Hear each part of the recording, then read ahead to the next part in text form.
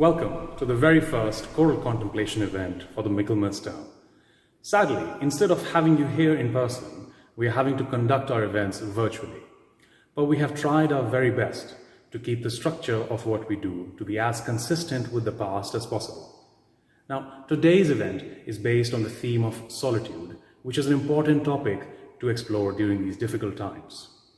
So we present to you two sets of choral music on the theme of solitude and a conversation with Emeritus Professor Robin Dunbar from the Department of Experimental Psychology, who's most recently published on the neurobiological effects of being in a lockdown. And of course, our program would end the way it started, which is with a music contribution from one of our organ scholars.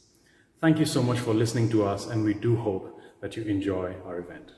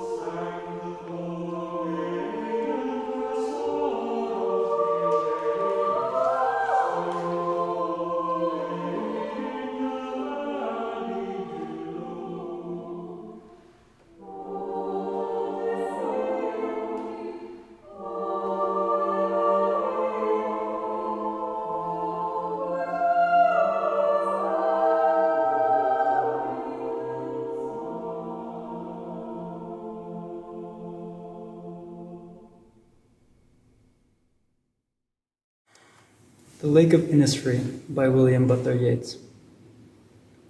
I will arise and go now, and go to Innisfree, and a small cabin built there, of clay and wattles made. 9 bean rows will I have there, a hive for the honey bee, and live alone in the bee-loud glade. And I shall have some peace there, for peace comes dropping slow, dropping from the vales of the morning to where the cricket sings. There, midnight's all glimmer, and noon a purple glow, and evening full of the linnet's wings. I will arise and go now, for always night and day I hear lake water lapping with low sounds by the shore. While I stand on the roadway or on the pavement's gray, I hear it in the deep heart's core.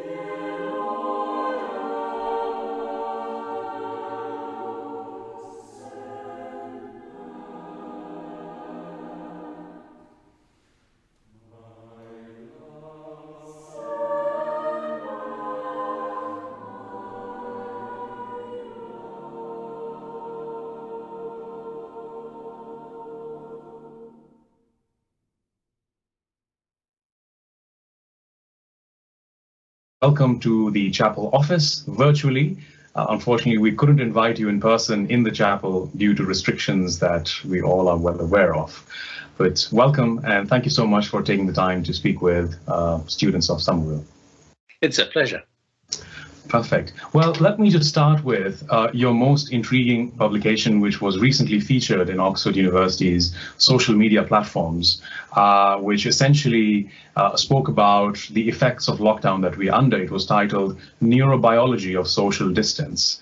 Would you be kind enough, at least for students who find themselves in situations where they have to either quarantine for an extended period of time or go through these restrictions, which aren't anybody's first choice.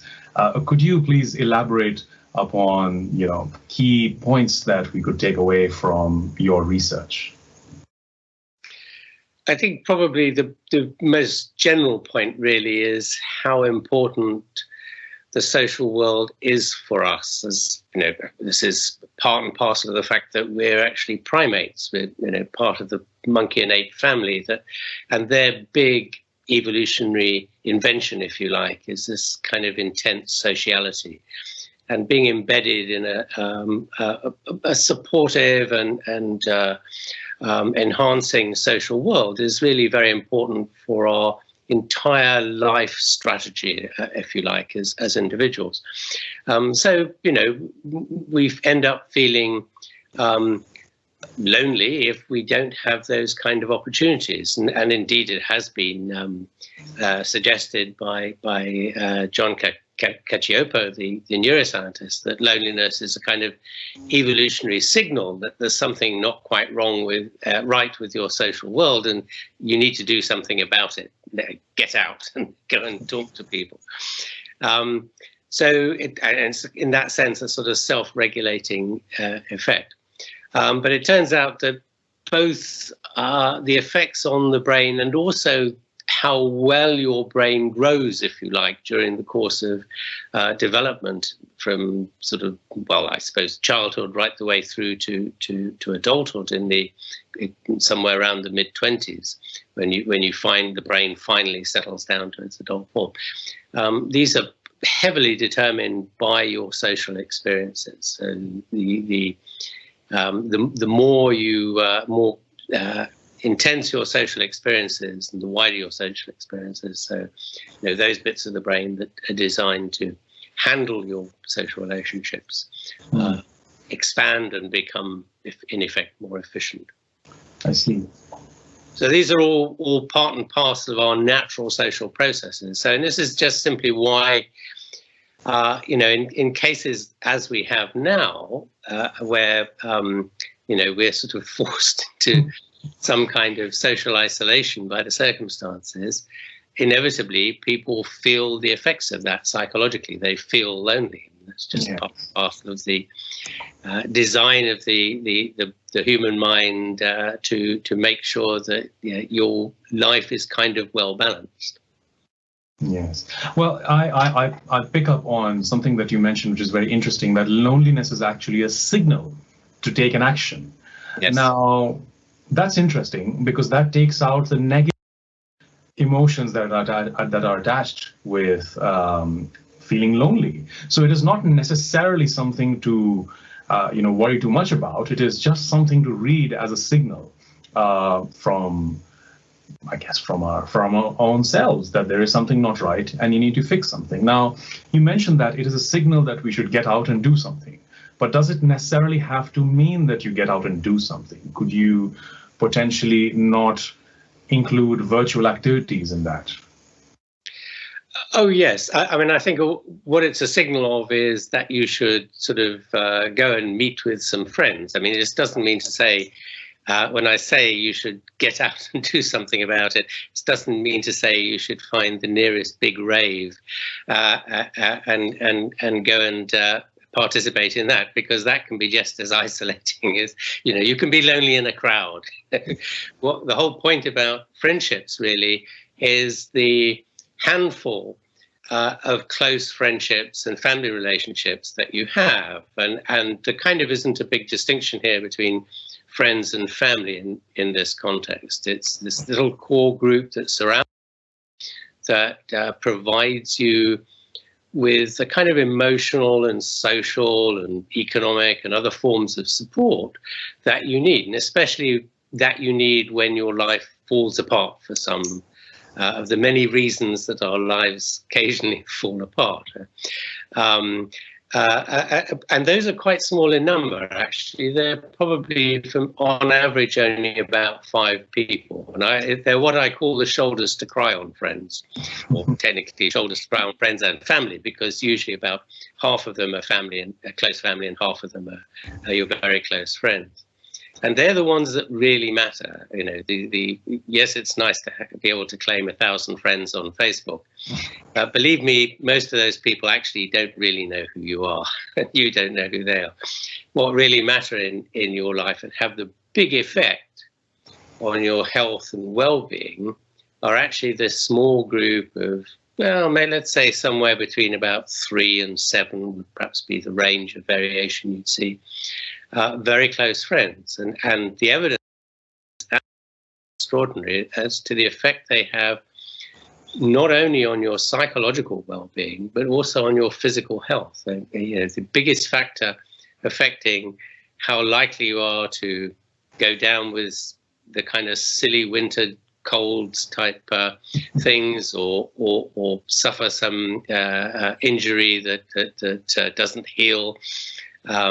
Even how long you live is the number of close friends you have. And it's that small group of round about 5 people that seem to make this big difference. And it's a very nice study, I always think it's a very nice study, of heart attack patients, which shows that the chances of your surviving the next 12 months after your first heart attack is affected most by the number of close friends you have and the quality of those friendships. And then the second most important factor affecting those chances is giving up smoking, and everything else is quite minor. All the things your doctor worries about, you know, it's not that they don't have any effect at all. It's just that by comparison with giving up smoking and the number of friends, the effect is, you know, quite modest. That's interesting. That's interesting. Well, you know, speaking of friends, one of the issues that we have these days is we're not able to see our friends as often as we would like to. And I think in one of your papers that you were kind enough to share with me in preparation for this talk, I noticed that there was a reference to, you know, the plethora of social information that's communicated in face-to-face interaction, which is, you know, potentially communicative of intentions of the other person and their own mental state. So as an example, you're able to see if your friend isn't doing so well. They might be speaking well enough, but the way they look communicates something else. So you might be inclined to spend more time and be more sympathetic towards them than you would otherwise, based on, you know, whatever you're discussing. So do you think friendship is something which could only be, if it's seen as a process, exercised really, in person? Or, I mean, do you think it's something which could still be continued in a virtual form? Because, I mean, I'm guilty of skipping many virtual meetings, you know, many social events that were organized on Zoom, because I feel, what is the point? If I can't see everybody in person, I'm not sure if that's ideal.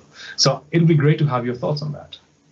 Well, the conclusion we've come to, looking at this problem over the last 10 years perhaps, is that all these virtual means, and this includes even things like the telephone, as it were, as well as texting and Facebook and Zoom and Skype and all these other kinds of digital media, is they're all very good sticking plasters. So they do help maintain relationships in the context where they might otherwise have kind of faded away because you couldn't see the person. But at the end of the day, there's nothing quite like being able to stare meaningfully into somebody's eyes across the table and pat them on the shoulder or give them a hug. So in just to set the sort of context of how this works, it turns out that friendships are very expensive in terms of the time you have to keep investing in them, particularly these close shoulders to cry on type friends. So we on average spend something like 2 to 3 hours a day in social interactions, not in work context, but in just sort of casual, friendly, social, sitting around the table type context. And we devote 40% of that to these 5 friends. That's how expensive they actually are. If you don't invest at that level, those friendships will quietly fade away. They'll sort of bump down through the layers of friendship until eventually they bump off your friendship circles altogether and become an acquaintance, which is what will happen if you don't see a friend maybe for 2 or 3 years. You know, you will remember them. You might, if people still send Christmas cards, you might send them a Christmas card, but you probably wouldn't make a big effort to go and see them anymore. Yeah. So if you want to keep them up in your sort of inner circles of friendship, you really have to keep seeing them in person. And from the research we've done, there is nothing, it seems, so satisfying as face-to-face contact. Right. Yes, you know, Facebook will kind of serves a very valuable purpose. It works. Zoom serves a very valuable purpose, and it works. But all it really seems to do, all these digital media, is just slow down the rate of decay, the natural rate of decay. I hasten to say this doesn't happen with your family relationships. Family relationships seem to be much more resilient to these kinds of decay. It's friendships in particular that suffer from this. So, you know, there's nothing wrong with Facebook and Zoom and the like. You know, keep doing it because it's better than nothing. But in the end, it seems that if you can't go and give them a hug in person at some point, eventually nothing will stop them sort of sliding off the edge of your social world. So, but it's a relief to know that it does actually have the effect of slowing down the decay rate of those social links. In one of your papers, it was mentioned that if you were to invest about 200 hours of face-to-face contact over a period of 90 days, that's just over 2.17 hours every day, then you can turn a stranger into a friend. So isn't it an important observation that, well, you do not necessarily even need to have friends if we are going into a lockdown. You could actually make new friends if you find yourself terribly lonely. All you have to do is channel the time that you're spending fretting about, I don't know, any number of things that we are thinking about these days, into actually cultivating these relationships. And over time, they would have a payoff. You know, if let's say there's another lockdown a number of weeks down the line, if you had invested that time properly in the first lockdown, you would be able to reap the benefits later on. Does that sound reasonable to you? Yes, and I might just say that this 200 hours of investment to turn a stranger into a friend actually does mean a close friend. So not just kind of a friend, if you like. That takes much less time. But it does reflect how much time you have to spend getting to know somebody and getting to sort of gel with them, if you like. Now, what's important to remember in this context, and I've heard this comment from many people after lectures, is, my friends are my best friends forever, and, they won't abandon me and I won't abandon them. And the answer is, I'm afraid they will, and you will. There is very high turnover in friendship. Again, the distinction between family and friends. We have no choice about family. We're stuck with them, whether we like it or not. And, fortunately, family are always very supportive of you, so they're good to hang on to. But friends have a high turnover, and it depends largely on opportunity as much as anything. So we did one study some years ago where we followed a group of sixth formers from their last year, halfway through their last year at sixth form, right through to the end of their first year at university. It was 18 months. And there was a 40% turnover in friends in that time. And it's simply a consequence of the fact that, you've spent the last, I don't know how many years with a small group of people at school during that period of your life. And you now go off into some other environment where you might go to university, you might go to work in the same town. It doesn't seem to make any difference. But now you meet a whole lot of new people. So the fact that your time is being stretched and you're having to choose now who to devote your limited social time to means that some people are just going to get bumped down. Now, they don't disappear completely because, you know, if you bumped into them in a pub or something, you'd spend the evening having a beer with them, etc. But they gradually slide down. And if it was several years down the line, you would sort of just say hello and nice to see you again, and you go back to your table with your friends in the pub, rather than sort of spend the rest of the evening with this person. So, you know, we shouldn't worry about this turnover in friendships. This is all part and parcel of the natural processes of life as much as anything else. What's important is to have a small number of people that you kind of do stuff with, that Sure. you spend time with. And it doesn't have to, you know, I mean, it may just be kind of hanging out with rather than actually doing anything in particular.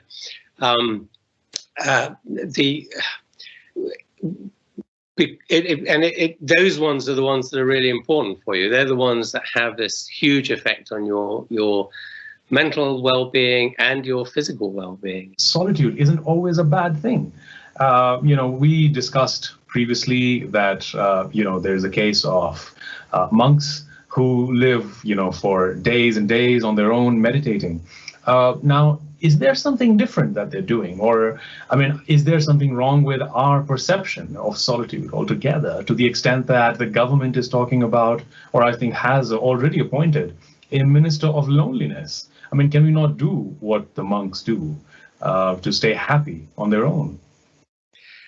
We can do, and I think it's a perfectly viable strategy, if you like. But I don't know that we're all cut out for it, because to be fair, most of these monastic lifestyles depend on huge abilities in terms of self-discipline.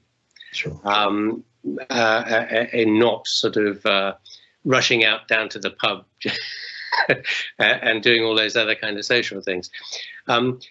What is interesting, though, is that it seems as though the benefits provided by meditation, and particularly by trance, are actually built on the same underlying psychopharmacology as friendships are built on. So friendships are built on the endorphin system in the brain, which is part of the pain control system in the brain. It's a neuropeptide that functions as a neurotransmitter. And now they are opiates or opioids, technically. In fact, the name is a contraction of endogenous morphine, endorphins. What they do is they give you these slight opiate highs, as it were. If you're a jogger, you will know it, because 10 minutes into a long run, you get the jogger's high, and that's the endorphin system kicking in finally. And at that point, you feel you could run forever. Gradually, of course, it fades, and you end up exhausted. But for quite a while, you feel very relaxed and contented and happy, and the body just sort of jogs along under its own steam, and you don't have to think. In effect, that's actually a trance state kicking in. So it seems that the endorphin system also kicks in the trance state. Now, what's interesting about the endorphins is they also tune the immune system as one of their side effects. And one of the things they do is pump out, or trigger the pumping out of natural killer cells in the white blood cell system. And natural killer cells in the present context are very relevant, because one of their jobs is to destroy viruses. But they're part and parcel of that system, and that's how we get these health benefits. At least that's what we now think from friendship. It's largely through the effects of the endorphin system acting on the immune system, and actually, literally, physically producing this much healthier body for us. So, meditation and in that kind of highly disciplined, and remember, those kind of techniques are often depend on a huge amount of physical discipline and being able to hold a position that's very stressful for the body. They're often based on breathing techniques, which is one feature that kicks in the endorphin system very rapidly. So we experience that when we laugh. So laughing is actually a very stressful and controlled activity for the chest to do.